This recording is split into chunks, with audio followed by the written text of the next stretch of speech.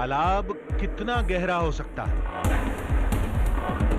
10 feet, 20 feet, ज्यादा से ज्यादा 30 फीट, चलो 50 फीट तक मान लिया। लेकिन मध्य प्रदेश में एक पहाड़ है, पहाड़ में एक कुंड है जिसकी गहराई का पता आज तक कोई नहीं लगा पाया। न जाने कितने आए, कितने चले गए, कई तिकड़म लगाए, बहुत हाथ पांव मारे, लेकिन सब नाकाम। अब आप कहेंगे कि गहरा है तो क्या हुआ, इसमें कौन सा रहस्य है? रहस्य है, और वो रहस्य इस कुंड से भी गहरा है। तालाब का पानी समुद्र की तरह नीला है। लोग बताते हैं ये महादेव की नीलमणि का चमत्कार है। एक तय समय में कुंड में अजीब हलचल होती है। जल का स्तर पहाड़ का सीना चीर कर बाहर टपकने लगता है। कहते हैं ये श्री कृष्ण की लीला है। सबने कोशिश की, एक दांव हम भी लगाएंगे। कई लोगों ने पड़ताल की। आज हमारी टीम भी आजमाइश करके देखेगी। गहराई में उतरेंगे, गुफा के खतरों का सामना करेंगे,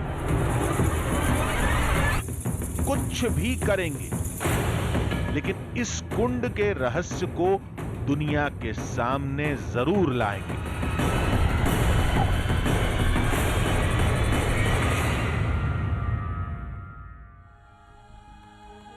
आधी हकीकत आधा फसाना। आज की कहानी मध्य प्रदेश के एक कुंड की है। कोई उसे दिव्य कहता है, कोई दैवीय है।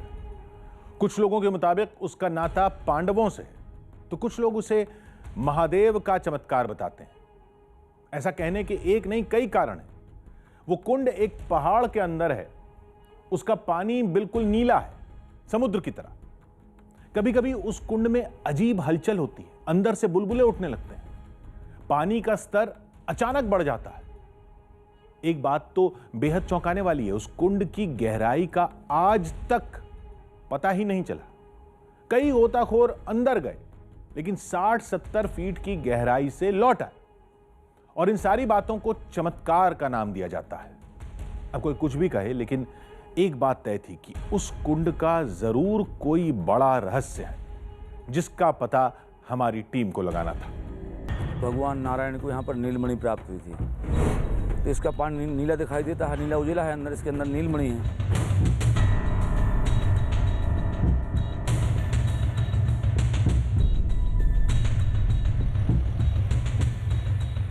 अमावस्या पूर्णिमा की रात्रि के 12 बजे 2 महापुरुष यहाँ आते हैं और कुंड के अंदर सफ़ेद वस्त्र पहन करके स्नान करते हैं और सीधा मतलब चले जाते हैं। इसके बाद थोड़ी देर बाद अलोप हो जाते हैं, मतलब दिखाई नहीं देते।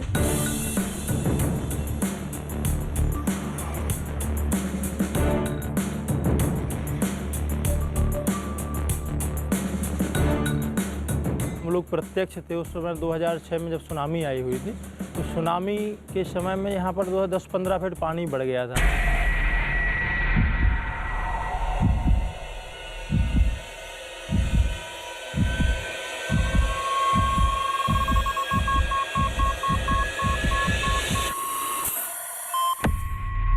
कुंड की गहराई का तो कोई पता नहीं लगा पाया है। तो ये 2 लोग 5-6 घंटे पानी के अंदर रहे, तो उन लोगों ने बताया कि इसके नीचे 250 फीट नीचे नदी बहती है।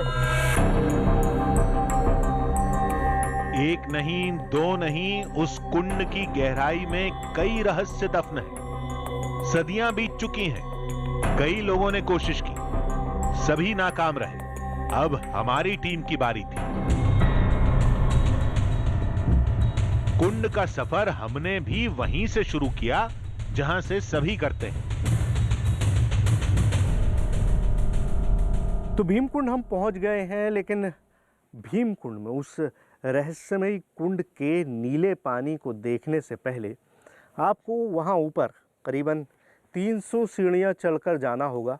भीमा माता का मंदिर है और मान्यता ये है कि पहले आपको वहाँ जाना होता है और उसके बाद आप कुंड में जाते हैं। तो लंबा सफ़र है, सीढ़ियाँ थोड़ी ज़्यादा हैं, लेकिन चलते हैं, आइए। मंजिल मंदिर नहीं, वो कुंड है। उसका पानी नीला क्यों है? गहराई तक कोई क्यों नहीं पहुंच पाता?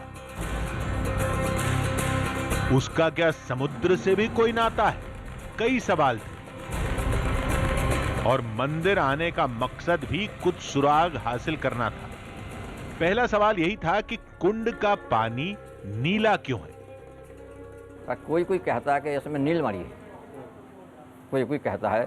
जैसे यहाँ महाराज दिव्यानंद जी यहाँ के गुरु हैं, हरिद्वार के महाराज जी, वो वहाँ देखने के लिए गए थे, दर्शन करने के लिए। तो उन्होंने कहा कि इसमें नीलमणि के कारण इसका नीला है, इसमें नीलमणि है।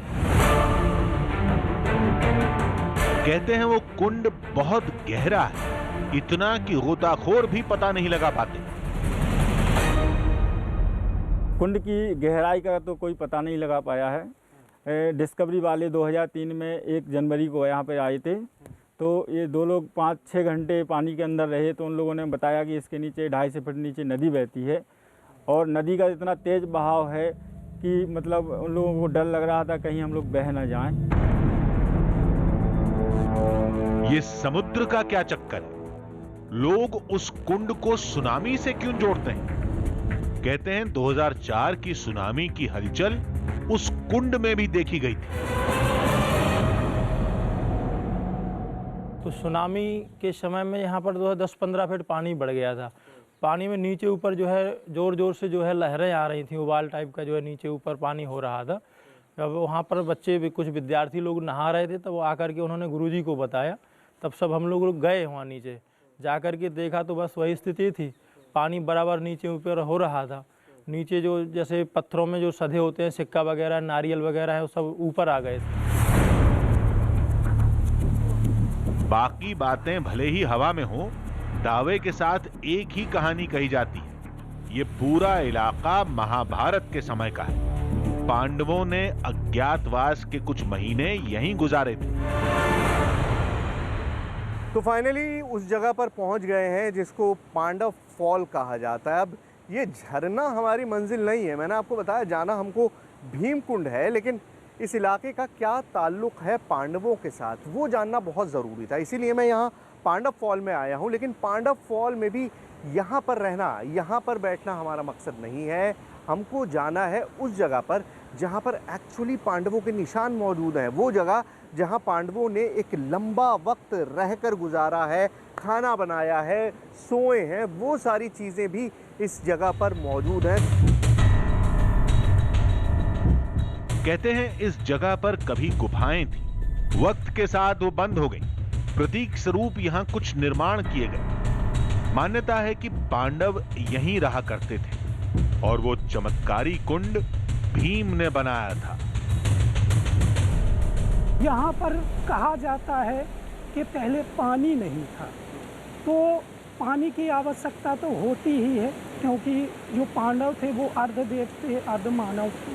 तो उस टाइम पर उन्होंने, कहते हैं, इंद्रदेव से आवाहन किया था। अर्जुन जो थे उनके मानस पुत्र थे इंद्रदेव के। तो उन्होंने जो है किसी कारण बस यहाँ जल देने से मना कर दिया था, जिसके कारण कहते हैं भीमसेन को क्रोध आ गया था। उस कारण से कहते हैं उन्होंने यहाँ अपना गदा जो था उनका वेपन, वो उन्होंने पटकना प्रारंभ कर दिया था, जिसके कारण धरती में दरार पड़ गई और पत्थर ये फूटने लगे और जलधाराएं निकलने लगी। इसी पहाड़ के ऊपर वो कुंड है।